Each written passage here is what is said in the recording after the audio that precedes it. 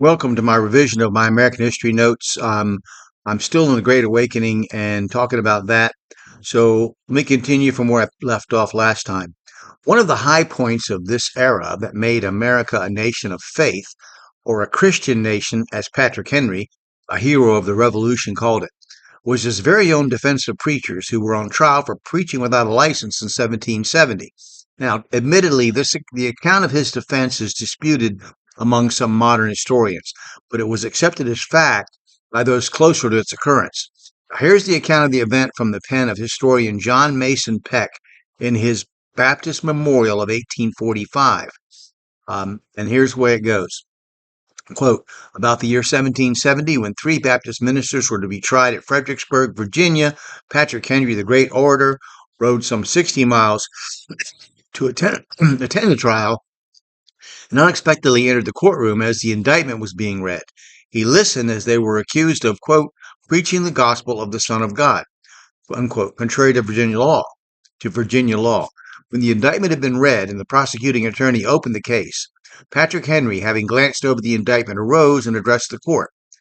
May it please your worships, I think I have heard read by the prosecutor as I entered this house the paper I hold in my hand.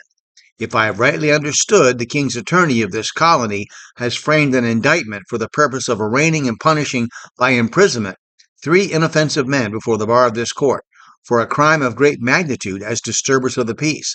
May it please the court, what did I hear read? Did I hear it distinctly, or was it a mistake of my own? Did I hear an expression as if of a crime, but these men were charged with? What? For preaching the gospel of the Son of God? Swinging the indictment 3 times around his head, he exclaimed, Great God, may it please your worships, in a day like this, when truth is about to burst its fetters, when mankind are about to be aroused to claim their natural and inalienable rights, when the yoke of oppression that has reached the wilderness of America and the unnatural alliance of ecclesiastical and civil power is about to be dissolved, at such a period, when liberty of conscience, is about to awake from her slumberings and inquire into the reason of such charges as I find exhibited here today in this indictment? If I am not deceived, according to the contents of this paper, I now hold in my hand, these men are accused of preaching the gospel of the Son of God? God. And with similar words thrice repeated, he inquired, what law had they violated? The judge could endure it no longer and bade the sheriff dismiss those men, unquote. And we'll be reading more of Patrick Henry's words about other issues later. So there's a great deal more to be said about the Great Awakening. It was a revival that led directly to America's independence from Great Britain, as well as a renewal and rebirth for a couple of generations of colonial Americans. Historians, church and secular, refer to several periods of awakening in American history, but none rivals this first Great Awakening of the common man's desire for God's righteousness through Jesus Christ, urged on by great and fearless preachers.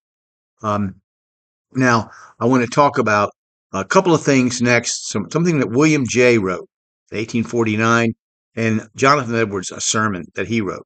So I'll stop there, and I'll pick it up my next installment. I hope if you like this, you'll click like and subscribe or follow. Share the video with somebody else. But let me know what you think.